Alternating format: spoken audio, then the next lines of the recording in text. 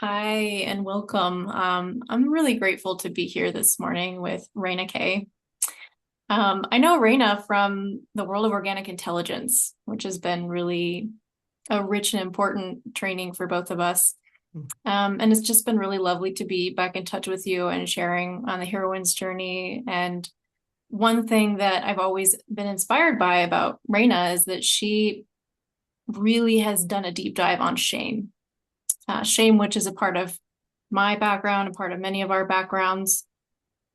Um, to start us off, I would really love to hear you share how this topic of shame and joy, because I know they're both in there for you, even in your name.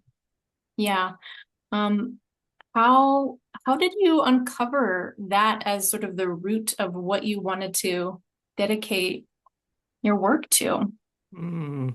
So thanks for asking that question because that goes into, the history and of course that's super personal. And I just want to say I'm really happy to be talking to you too. And it's so great to be conversing more and interacting. I've always had a deep, care for you. And so it's just fun to be in this space now of kind of in a collegial space and communicating. I suffered, as many of us have. That is not a new thing, right? That's something that's like common to the human experience. And I think, over the years, I've really discovered probably the roots of that. I don't think I had any sense of that in the middle of it.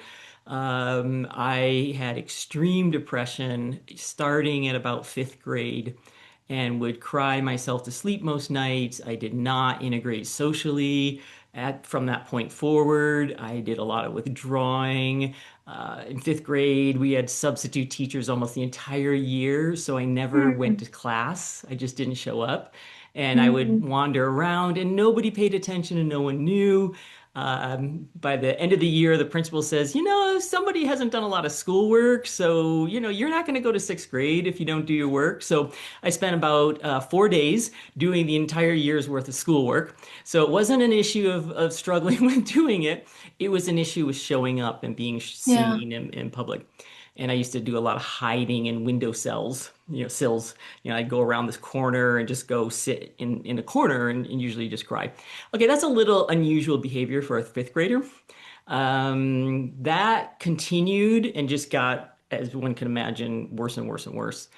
And so I never understood that because on another level, I was very engaged with people. I grew up in the church and I was the church princess. Mhm. Everybody knew me. I would speak in public. I played music. I would play in public. So there was this, I did well at school, which is why I never got in trouble for not showing up at class because people just figured I don't know what they figured, but I found ways to wiggle around all these things and nobody bothered me.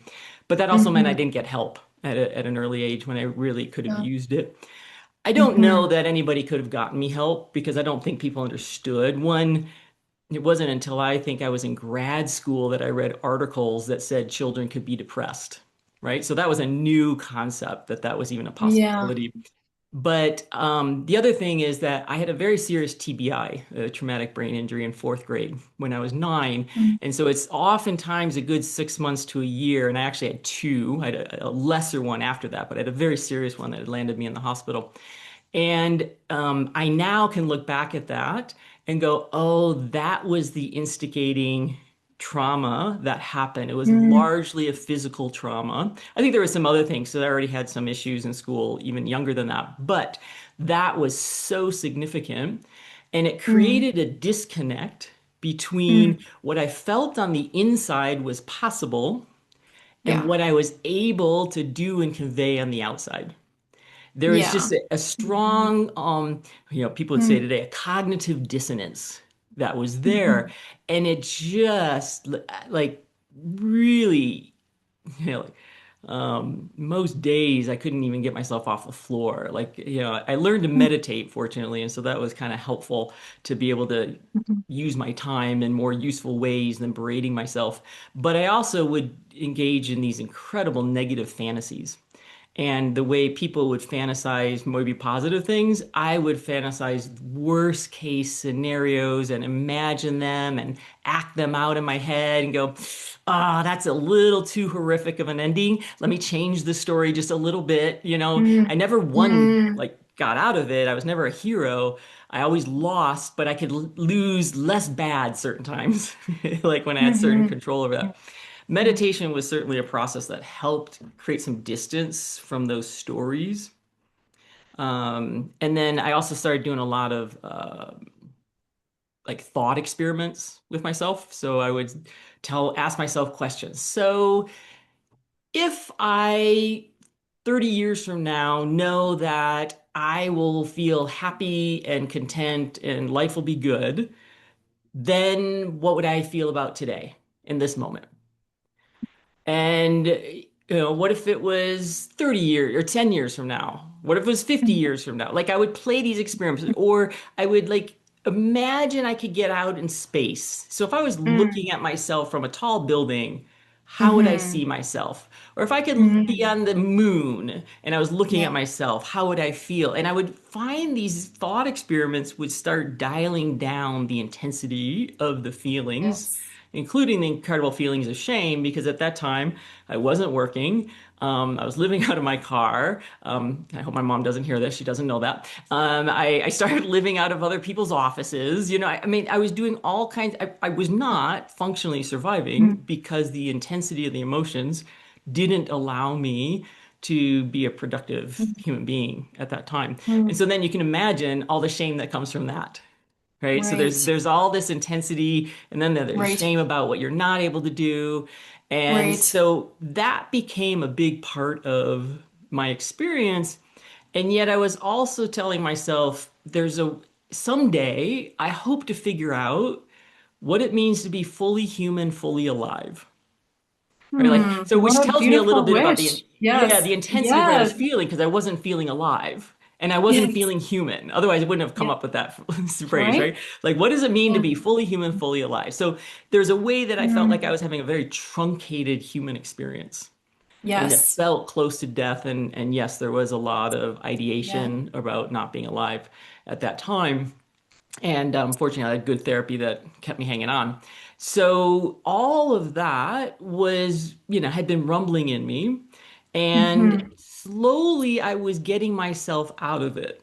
And Yeah. several things happened. One, like I said, good therapy that was very consistent, very constant, and frequent. So that kept me in touch with um, at least somebody who wasn't seeing me through my lens.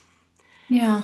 Then I started doing a lot of what I now know from organic intelligence is the concept of orientation. So I'd go for walks and I'd start touching and Hmm. I'd have like, okay, let's have a touch walk. And like I would touch everything and see what I liked. Yeah. And then let's go on a visual walk, right? And I would, like just try to pinpoint things that I thought were pretty or beautiful. It helped I lived in Southern California, so there's a lot of that. I would go on Mm. hearing walks. I'm just going to go and walk and pretend I can just, see what I can hear. And that's all I'm going to pay attention to. It was these Mhm. ways that I didn't know at the time was Mhm. super organizing for myself. Mm. Mhm. And ultimately, I think what happened is slowly I started rewiring my brain around the injury. Okay, so if we do a Mhm. scan of my Mm. brain, we'll see where the injury is. There will be no Mhm. doubt about that. And that Mhm. interrupted distributed network flow of information, hence all the Yeah. experiences I was having. And eventually that began to heal. I developed new network connections in those processes.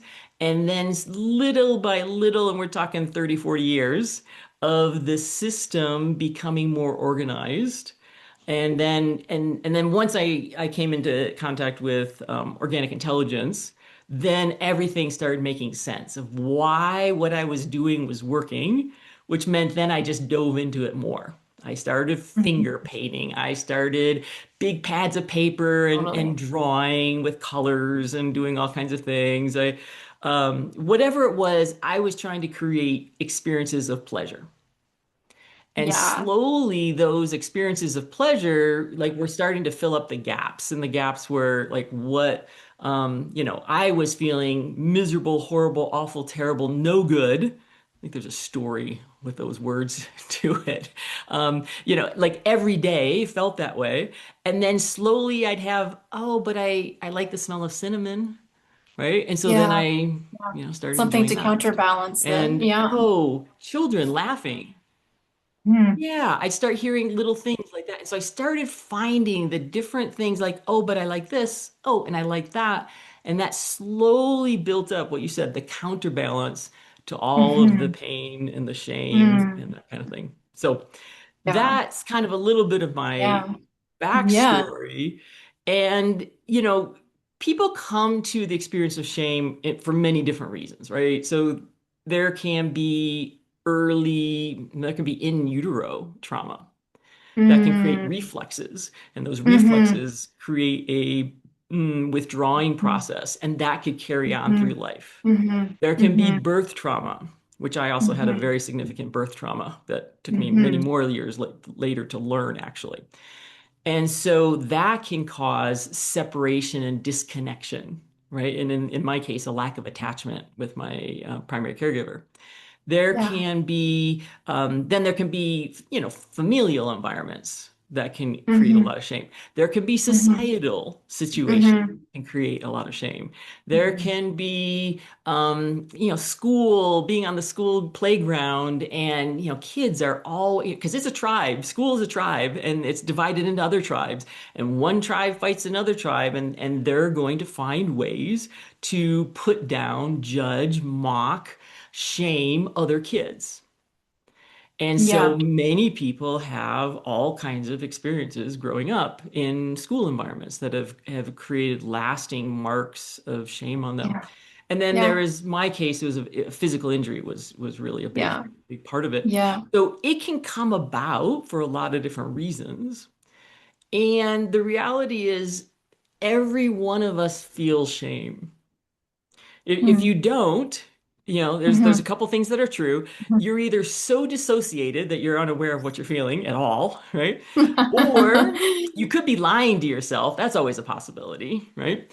Or you're a psychopath. It's one of those three if you don't think you feel shame. Now, you might not label your experience as shame. Most people don't.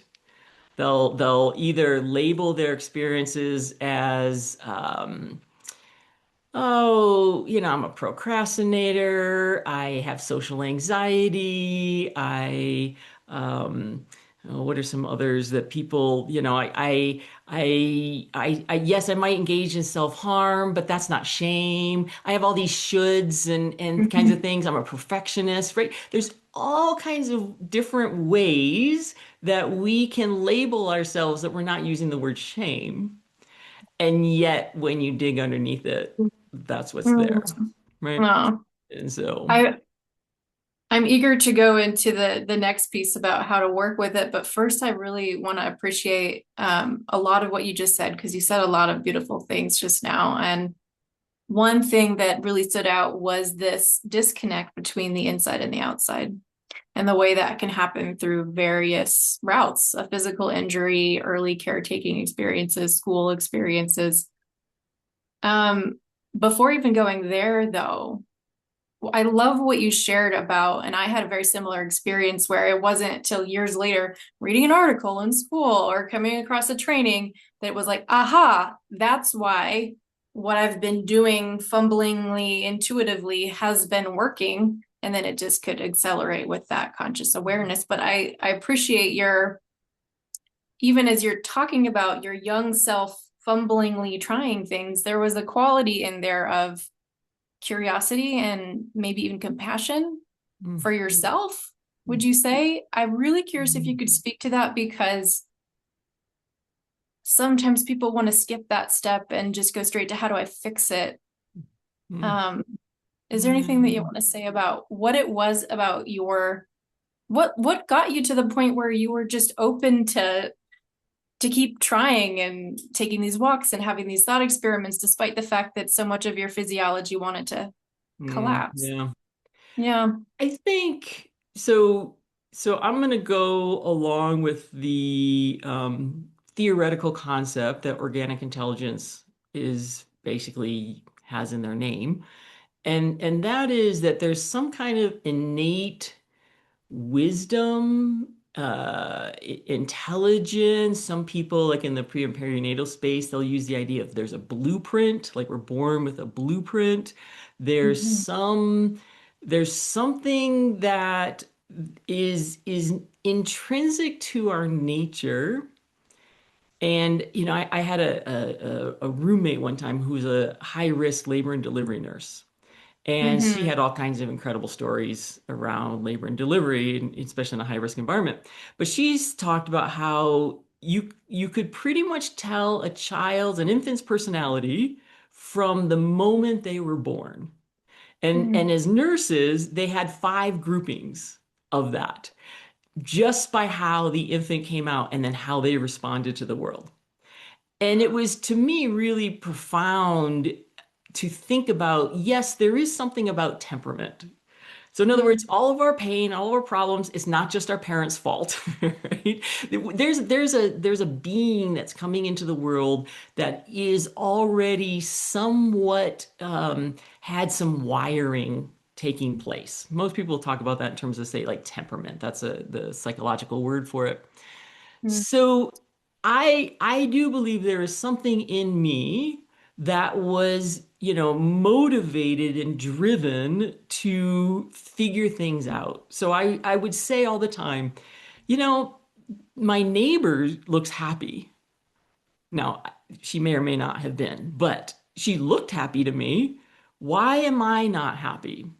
And then in grad school, I did actually start developing friends, and there was people who wanted to be my friends. That was very weird to me, and it took me a long time to, go, okay, I'll be friends with you, right? But they would say, I mean, like they were happy. It was very clear that they were happy. I saw their days, and we talked, and I'm like, well, if they're happy, why can't I be happy? And Mhm. so I started to see there are people in the world who are happy in spite of their ongoing challenges, right? Like, so none of these Yeah. people didn't have challenges, but they Yeah. could have an underlying core of I'm okay, I'm good enough, maybe even happy.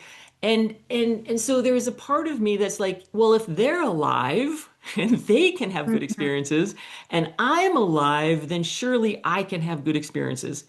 And there was a day where I was sitting on my stoop and the front stoop, and I said to myself, because I was just so frustrated, and I said to myself, if I must live, life must be different.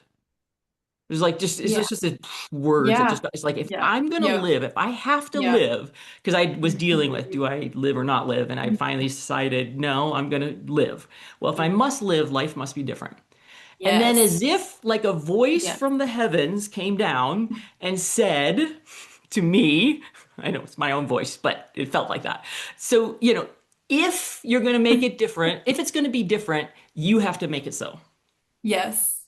right? And Yes. so, in other I words, love that.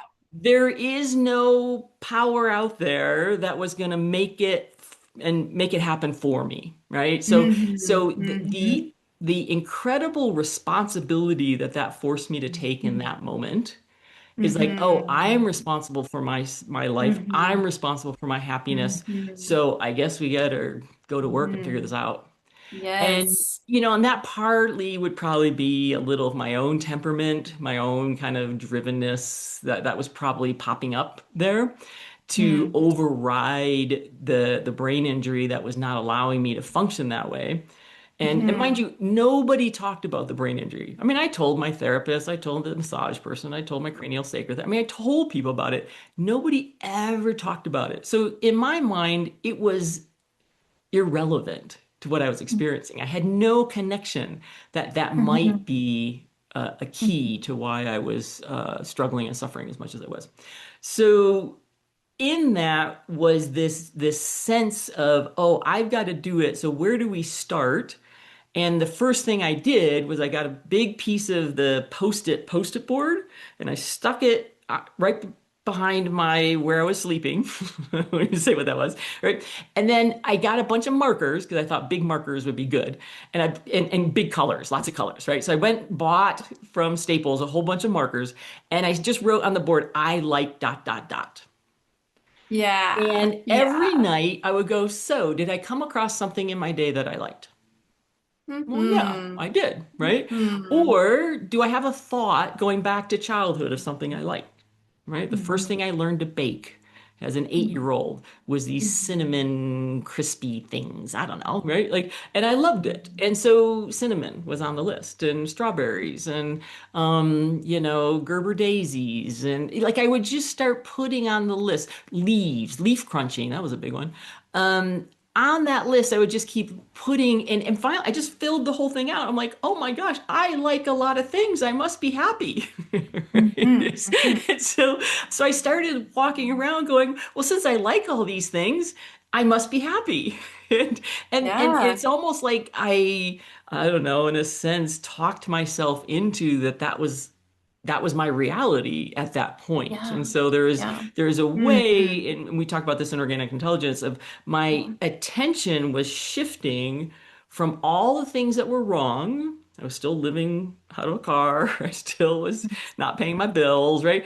I still got autoimmune disease, all these things that were not good. But I was shifting my attention to little tiny things that were okay and good and I liked.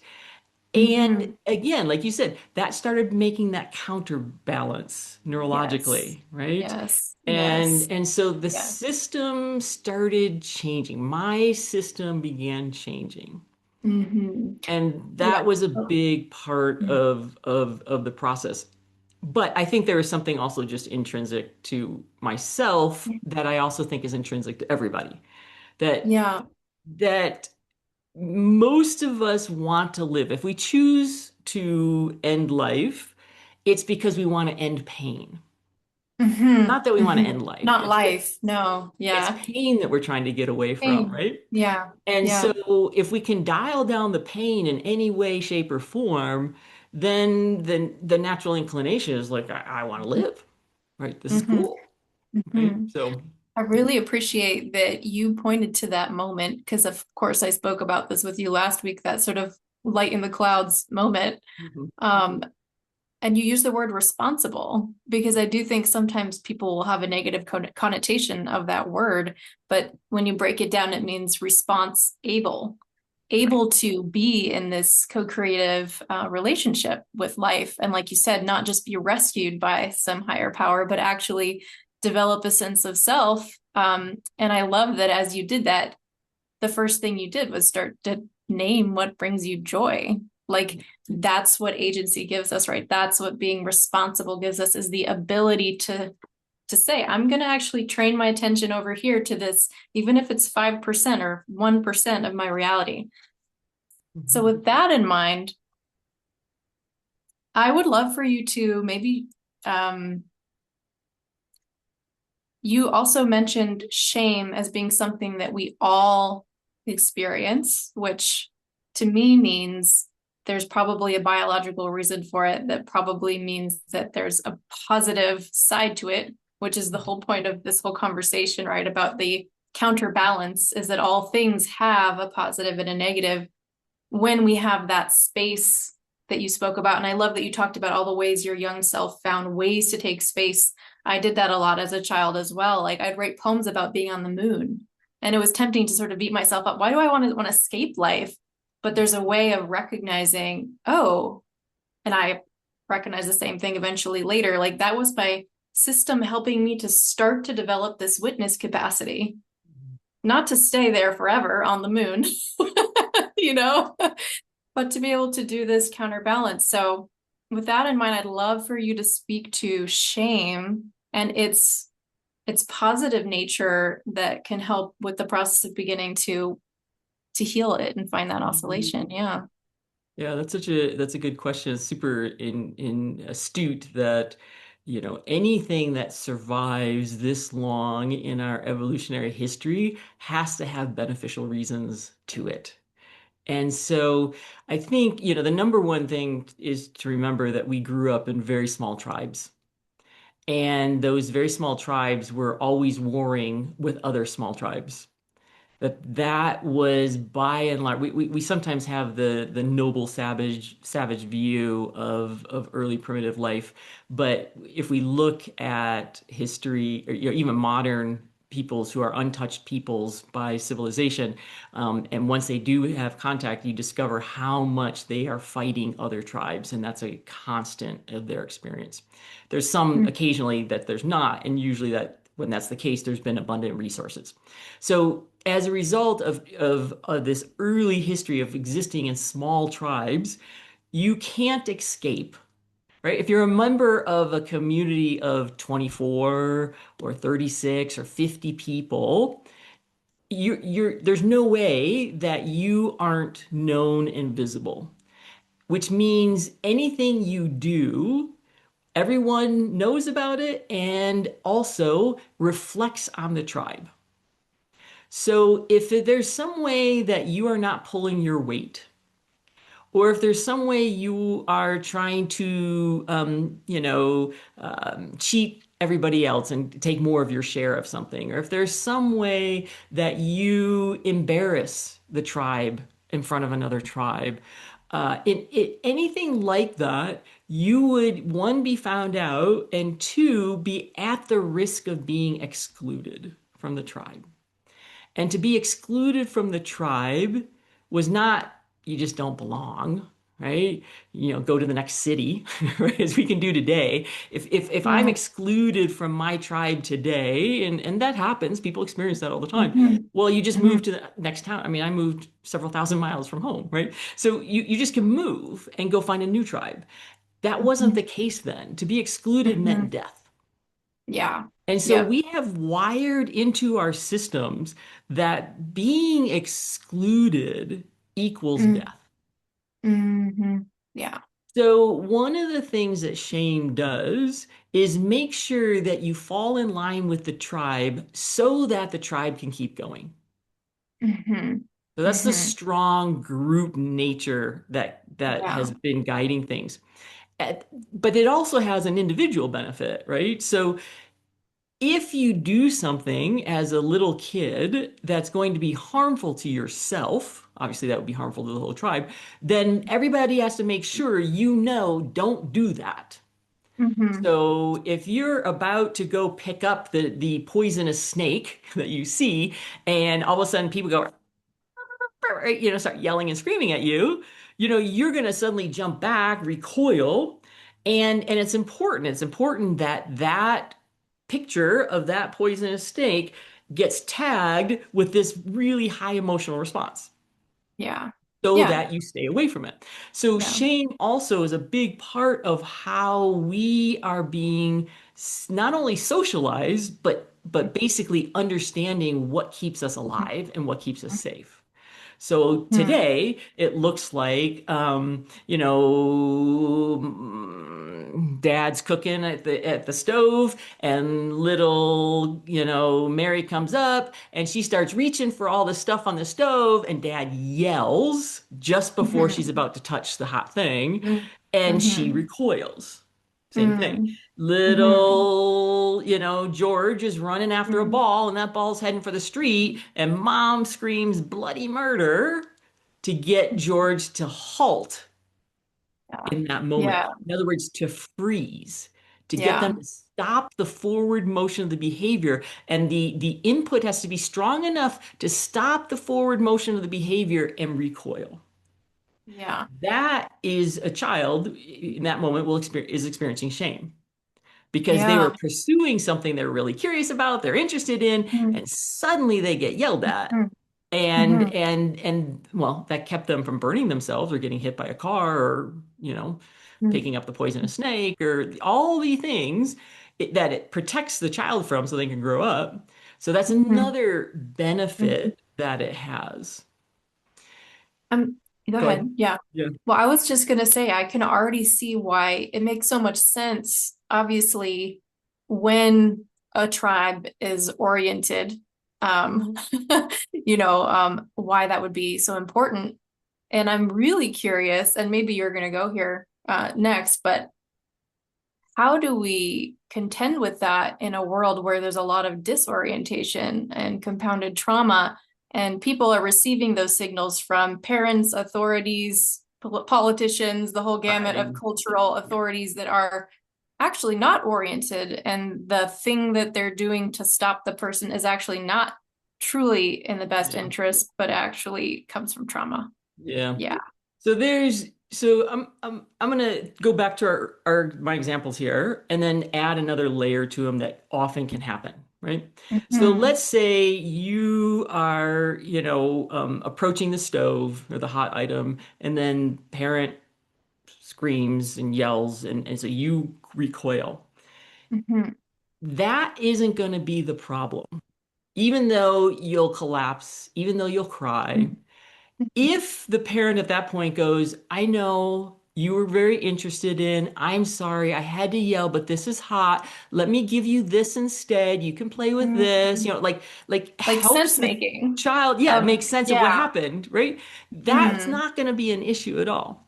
Hmm. Sometimes what happens is in that moment, sometimes out of a parent's own fears and all of a sudden their heightened level of intensity, that they will turn around and discharge that intensity on the child.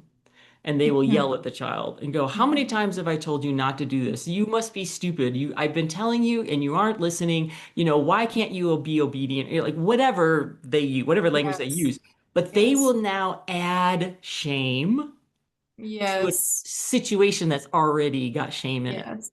And I There can already isn't see how repair. this is, oh yeah, I was going to say, I can already see how this relates to what you said about the inside and the outside not matching, right? Because the sense making process would help make that experience, challenging as it was, come to a place where now the inside and the outside make sense again. But if that Right. doesn't happen, that would And just the break. relationship is repaired. Right, because Hmm. that's a riff in the relationship. Dad yelled, or Hmm. mom yelled, or aunt or uncle, Hmm. whoever, coach, team, teacher, they Yeah. yell or they get mad or they get upset, and you shrink. In that moment, you've lost relationship. Hmm. The Yeah. question Yeah. is whether or not there's a bringing back together of the relationship. So that Yeah. moment of feeling excluded, are Yes. you brought back into relationship where you're included? And when that Mhm. happens, then the inside and the outside can begin to match Yes. again. And what you're speaking to makes so much sense in how I'm seeing just the gap in attachment happening in cultural in general and this chronic underlying feeling of that like something not being repaired that I think is becoming compounded. Can you share, yeah, I would love to hear your wisdom on how to align with one's responsibility and creative capacity to start to bridge that gap in one's own life. And I'm always thinking about culture as well. And I know that um, my understanding and how I experience it is that when we can do this in our personal lives and with the things we care about, it will ripple out and help culture remember that too. So it's a cultural healing as well as an individual one. But I'd love to hear your wisdom on how to bridge the gap, both in that inside and outside and the relationship that gets broken. Yeah. Yeah. Oh, there's so much to that question and in a lot of different layers too, right? Because we are an individual and the experiences that we have often get interjected and then we become the say the adult figure, the authority figure to ourselves. So when we hear ourselves beat ourselves up and say all kinds of things to ourselves, that is that interjected other that then we turn on ourselves. So very often, even as individuals, we will shame ourselves or we'll just shame ourselves. We'll have something will happen, and then we'll start saying, "Oh, why didn't I, prepare for this?" Or "I should have known this was going to happen," or all kinds of ways that we'll get on ourselves. So that's the individual. The individual is part of a family.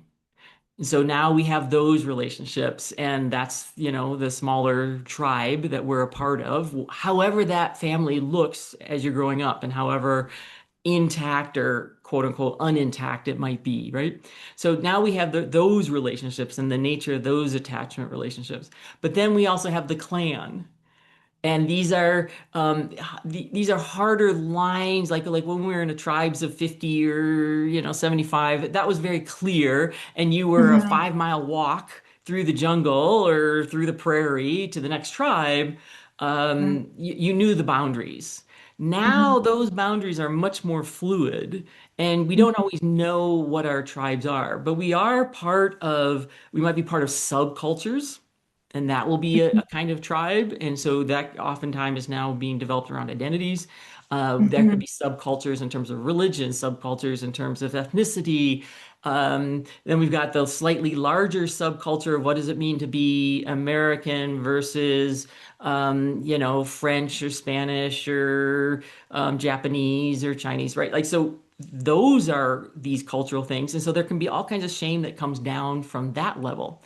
Some cultures have a higher degree of shaming as its underlying core way of organizing itself than others. And so in sociology, there's been a lot of study along these lines.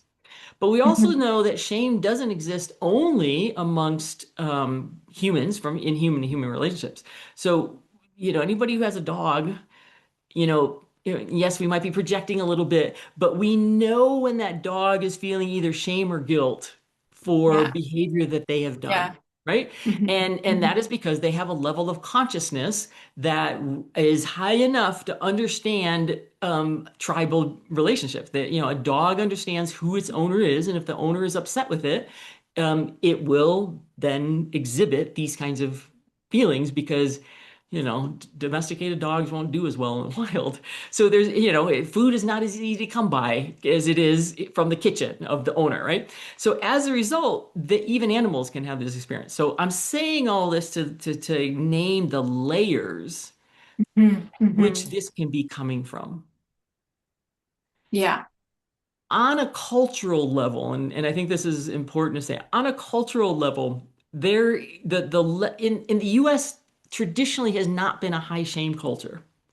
It's a higher guilt Mm. culture, right? Mm. Shaming has Mm. not been as big historically part of our ways of being Mm. compared to certain Asian cultures and Mhm. some of the African cultures. There's just different ones, right? Mhm. So, Mhm. so the level of individualism in America made and the kinds of people who came and set up shop here and whatnot there was a certain personality temperament that came with that, and so part of that was less of a group mentality and more of an individual mentality, and shame is more about the group, right? So we've tended to be a low shame culture until recently, and now we're a very high shaming culture. Mm. And if What made you the switch? Or how would um, you, yeah.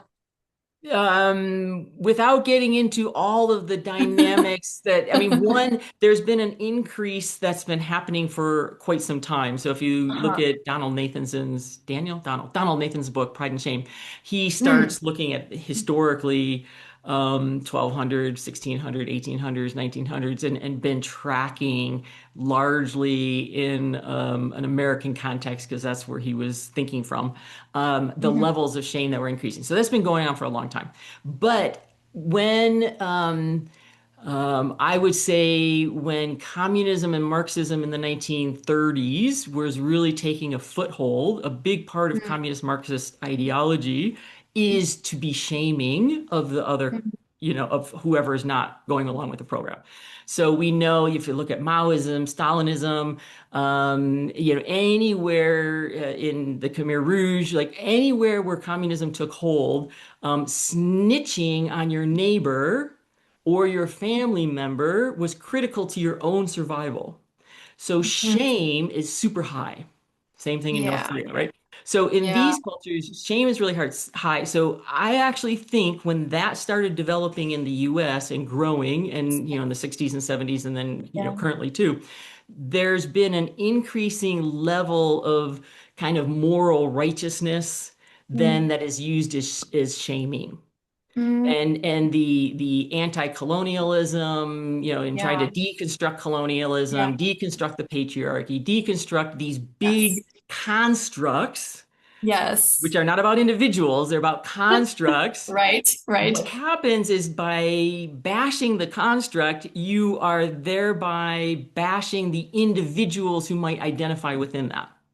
right? So I'm starting some of my groups for men right now, and because I Hmm. believe that men have, especially in the last 30 years, basically since the 80s, the school system since the early 80s, have been so denigrated for being men and having to take on the sins of the past. So it's this original sin idea, right? Like that, past men did bad behaviors, and so now all men are toxic, right?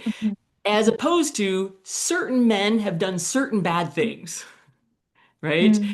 And if we if we use guilt, we're identifying individuals and their individual behavior.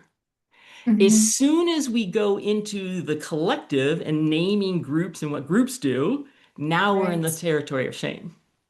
Right, because that's more, as I understand it, about identity versus behavior. And so that, Correct. Well, it has yeah. become that, right? And then but behavior gets tied to that. But there's this whole movement and direction towards this more public shaming kinds of ways of communicating.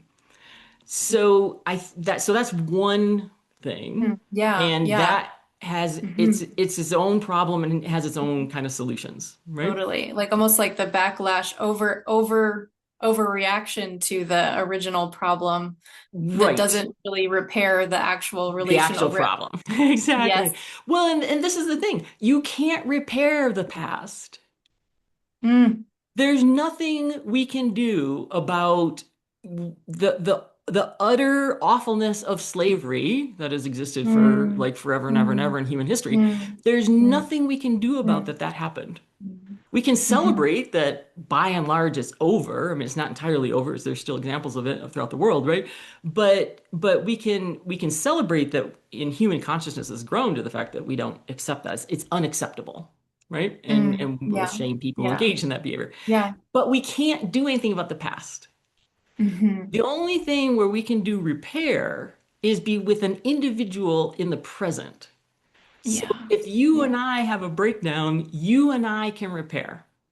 Yeah. If Yeah. something happened between me and my parents, I can go and see if I can attempt repair, Hmm. right? As Hmm. opposed to estrangement. The big thing right Hmm. now is to, Hmm. go no contact with parents. That's a form of social shaming. What is going no contact with parents? I'm going to shame you for what you did and how you behaved, right? How you raised me. Now, If that's the incentive, yeah, yeah, behind it. I- Sometimes people need to do that just to protect themselves. now Hmm. I was going to say, there's a difference, but if you're doing it to protect yourself, that's not shaming. No, yeah, that's a If boundary. parents have been Yeah. abusive and harmful Yeah. and continue to be harmful, the exact thing you're supposed to do is remove Yeah. yourself from that harm. Yeah. Right. That's not Thanks for shaming, distinguishing that. Yeah. right? Yeah. There's a difference between, you don't Yeah. follow my values, you don't follow my morals, you were anti-vaccine, I was pro-vaccine, like, because that showed up a lot of time there. I Right. mean, Right. whatever It's it not is, about you the voted for relationship Trump and I wouldn't anymore. ever do that, Yeah. whatever it is, Yeah. like, really, Yeah. that's the reason you're going no contact, right? Hmm. So Hmm. that's an Hmm. attempt at shaming. Shame Hmm. on you for voting for Trump, Hmm. right? Or shame on you for not getting a vaccine, or for getting a vaccine, or for taking a medication, or for whatever. Shame on you. And Yeah. and and so that it's only in the individual context that we can create repair. Most Hmm. of us don't know very well how to do that because we haven't learned that, Yeah. right? So, Yeah. if you were blessed to have the kind of parents who, after screaming bloody murder to keep you from getting harmed, would actually scoop you up in their arms and sit with you and cuddle with you and wait for you to finish crying and talk and then, help you find something else to play, right? Like, if you were lucky enough to have that, right? Hmm. Then Hmm. awesome. You probably have some really good skills at being able to do repair work. Yeah. Most of And us, you, yeah, well, and you had said you began to already share this, but if you could sort of just land the point further, you started to share your story about having that moment. You realized that you actually had this power to change the present in a way you didn't realize before. You began this experiment of writing these things that you like on the wall. What would you say now to people? Because everything you're saying makes sense. There's so much confusion around this subject and the ways that it becomes toxic and traumatic versus the ways that it's healthy and trying to do it in a way that's not going to ever actually work versus a way that's actually going to change that gap between inside and outside. But what would you say? Um, and I know that you could speak on this for hours because this is the work that you do, but just to give like a nugget to people, what's the way through if it's not collapsing and staying stuck and staying crying in the windowsill and never getting to feel alive or be a part of life versus this getting really mad and shaming the patriarchy and shaming and like having this reactive approach. What would you say would be the middle way forward? Yeah, Yeah. I would actually say that there's two more ways that Two can. more So, ways. so what you've Oh, described is one, people who withdraw, okay. two, people who attack others, right? Those are the Yeah. two you've just described. There's also the potential that you attack yourself. Yeah. And so Which there's I've seen a lot self-harm. with autoimmune illness. That's a big one in the chronic illness community. Yeah, right. And so Yes. sometimes that's a subconscious. So in the with the autoimmune illness, there'll be like a subconscious thing. And I have my share of Yeah, autoimmune illnesses. me too. And so with that, there's and then there can be overt self-attack. So Mhm. cutting, anorexia, bulimia, Mhm. even sometimes hyper tattooing is a form of Mhm. self-attack. Mhm. Um, cutting yourself down before others can cut you down. So if you're Yeah. the Yeah. sarcastic Yeah. joker in a Yeah. group Yeah. and you'll just Mhm. like berate yourself and to make fun of, like get Yeah. everybody Yeah. laughing, like, Yeah. Yeah. well, Yeah. you're in control of that. So that's another way. So attacking self. The other one that's really common is being is more of a flight response, like withdraw, but it's being super busy. So that can be super Mhm. high achievers, oftentimes high achievers in the, like in sports, in work, in Mhm. caretaking, right? Like there's various ways that you can be hyper achiever, and that Mhm. also can be a method or a strategy for covering up Ah, underlying shame. Right. So I yeah, that actually have a makes compass that's yeah. internalize, externalize, and then fight or flight. And so Mhm. most behaviors, there's a couple that are kind of slight outliers, but they can fit within those categories, right? Yeah. And Yeah. so which strategy you use, very often what happens is we shame ourselves for that. So Yeah. like, oh, Shame, what's shame. wrong with me that I keep Okay. withdrawing and I don't want to go be with people? What's wrong Mhm. with me that I've gotten myself into to drugs, which is a high distraction behavior or can be attack self depending. What's wrong with me that I keep getting in trouble, right? And my kids hate me because I yell at them too much and I've made sure they won't appear weak and like whatever your behaviors are that covers up shame, then we tend to have shame about those behaviors. Mhm. So Mhm. for me, it's really important to be able to de-shame shame is the first Yes. step, Yes. right? There we go. Yeah. Yes. So de-shame shame is these whatever strategies we have, we've developed one because of our temperament, right? Number one, two because of our history, and three because our skill sets. Like all those three combined together to allow us to develop the strategy to avoid the horrifying feeling of shame because remember evolutionarily shame equals death. So Yeah. we will do whatever we can to not feel that To feeling. avoid It feeling it. wants to hide, Oh, yeah. right? Slippery, So slippery thing.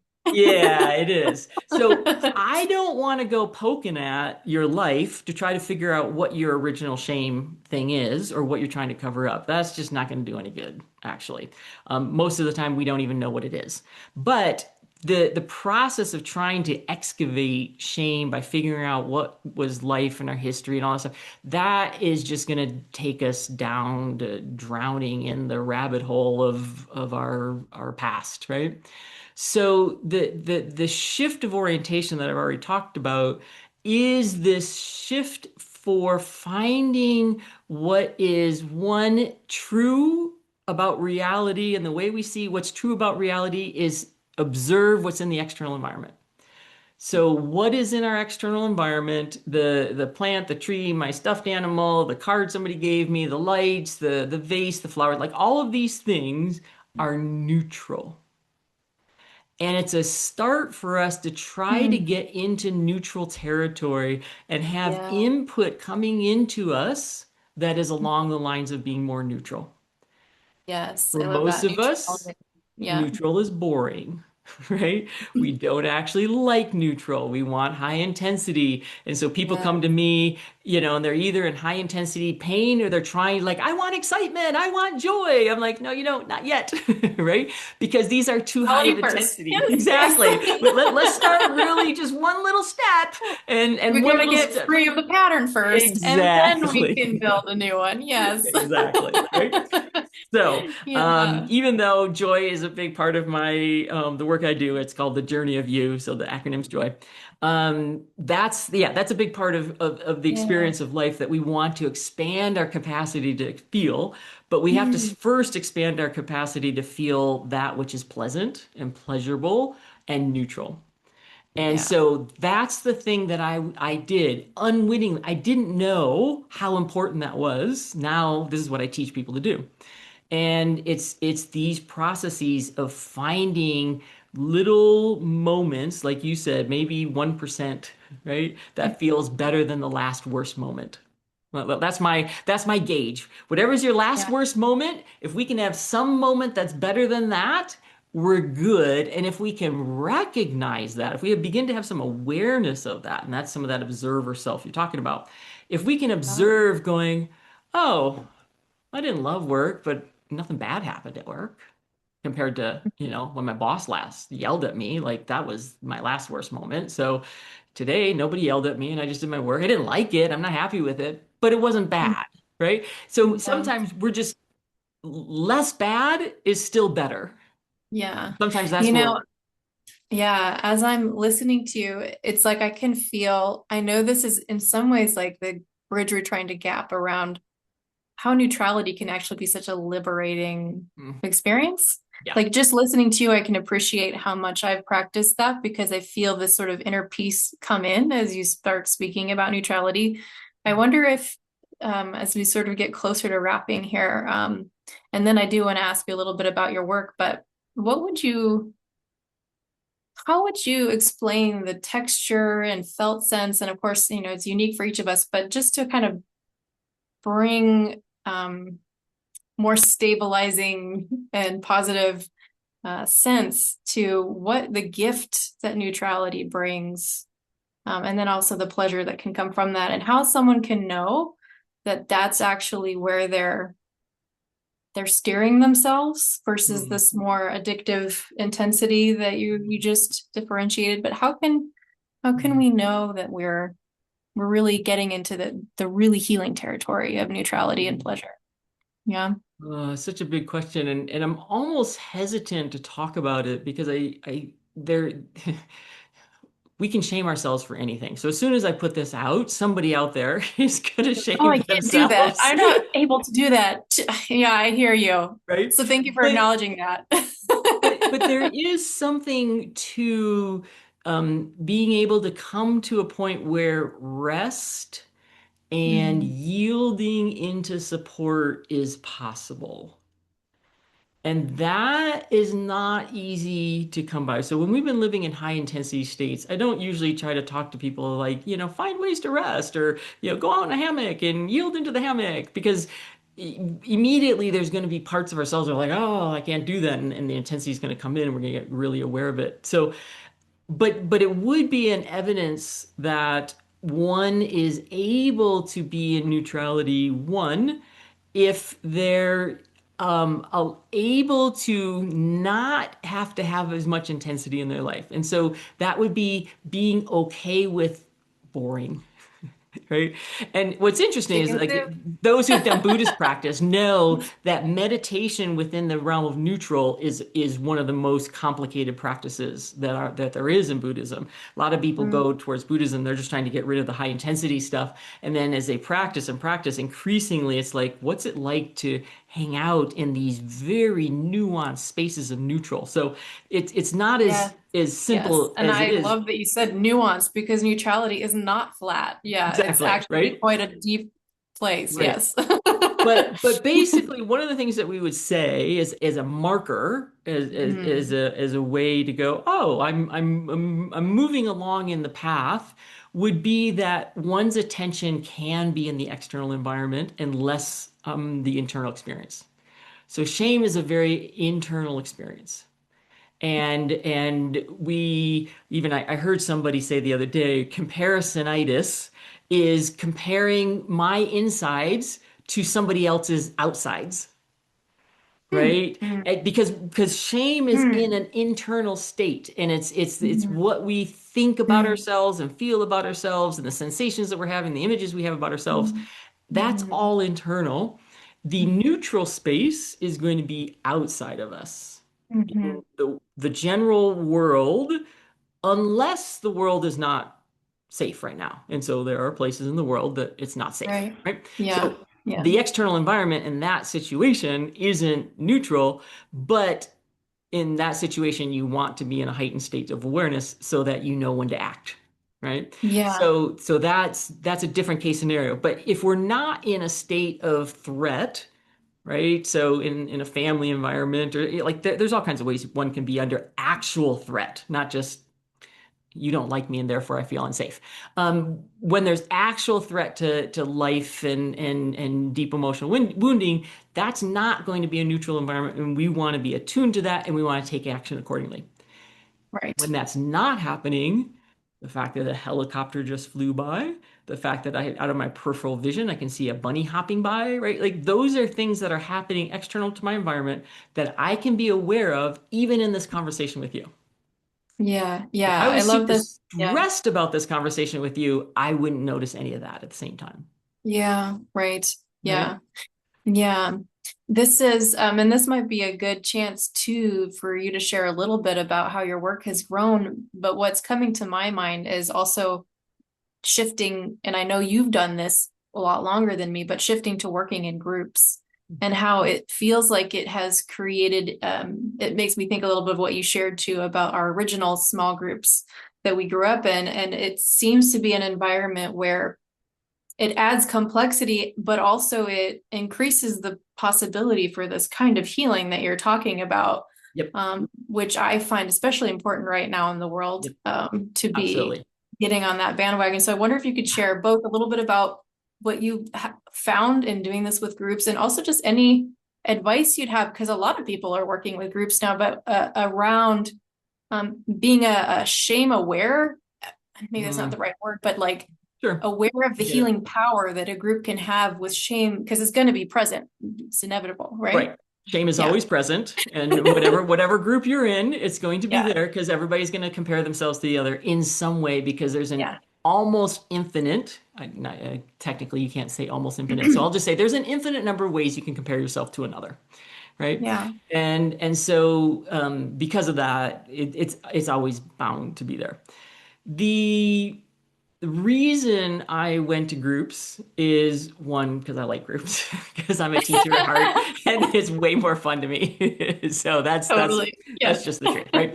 But Following your joy it's exactly and skill set and all those things. and skill set. And shame is a group experience initially. And so where there has been breakdowns in the relational fields, then coming together and I do small groups for a purpose, for a reason, Mhm. because if the Mm. group is too large, it's easy to become anonymous.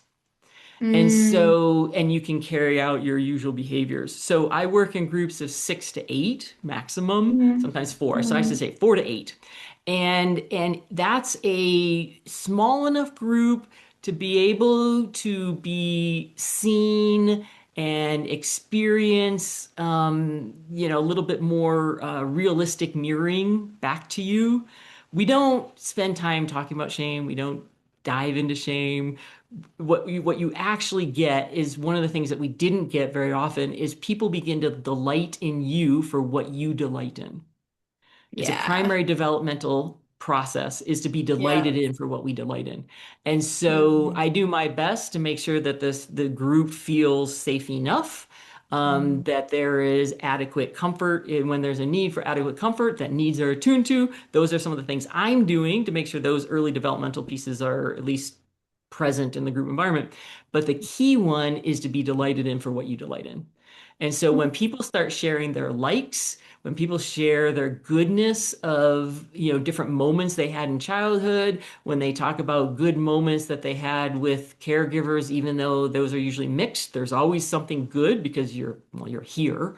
Um, when people start discovering those and finding those, and then people reflect back to you just being delighted in you having that experience, you're getting the kind of mirroring that often didn't happen in the group environment.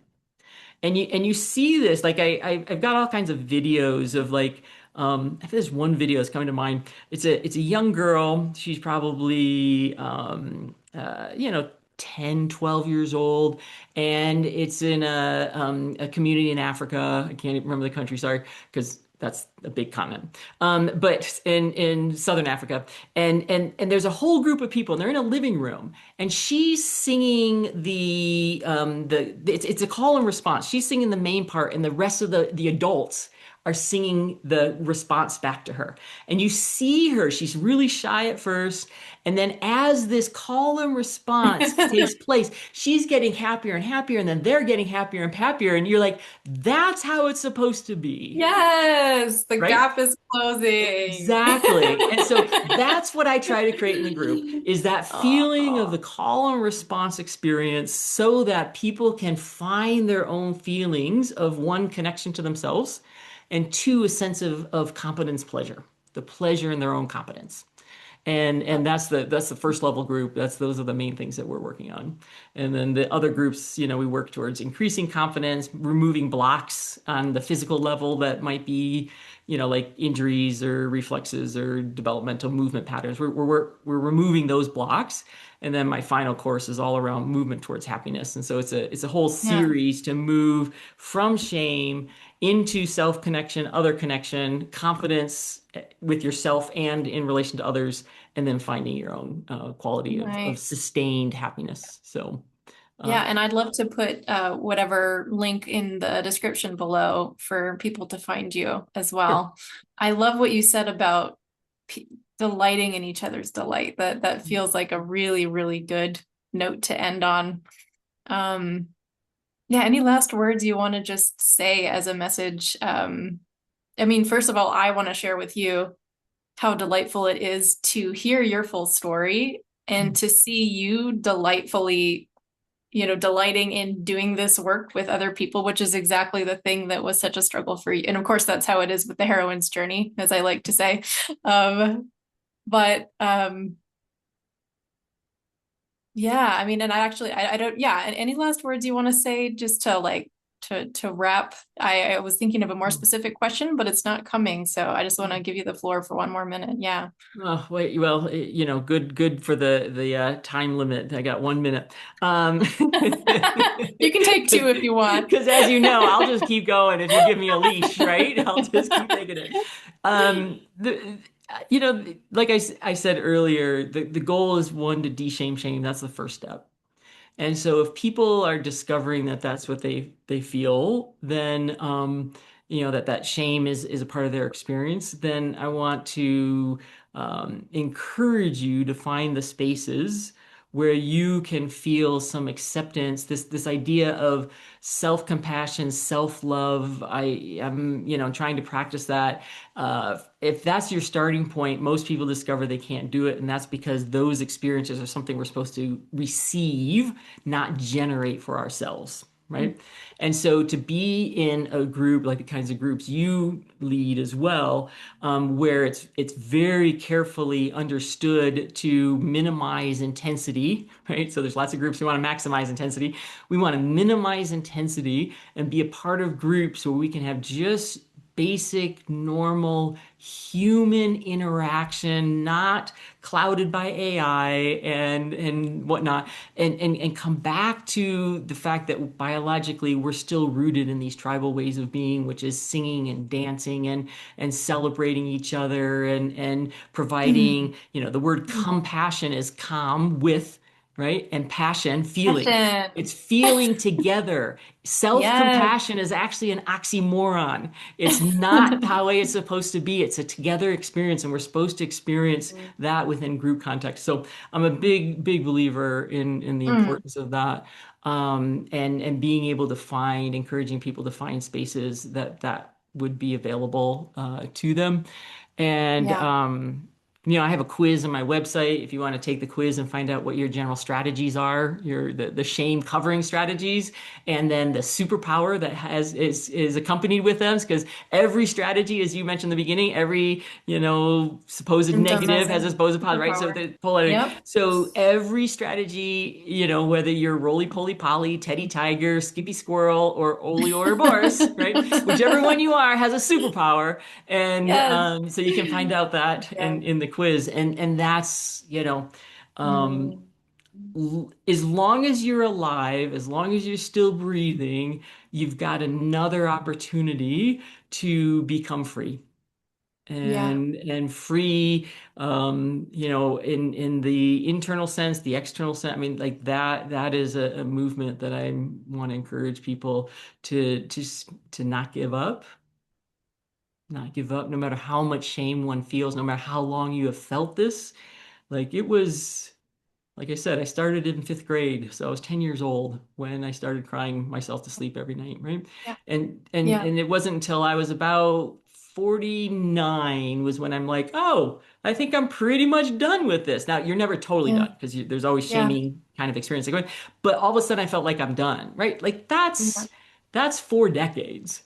Yeah. And so if anybody else has felt like it's been like forever and it's never going to get better, which is a classic experience of the shame experience, Yep. hang in there, don't give up, Yeah. seek me out, seek you out. There's Mm. people who want to support you and help you.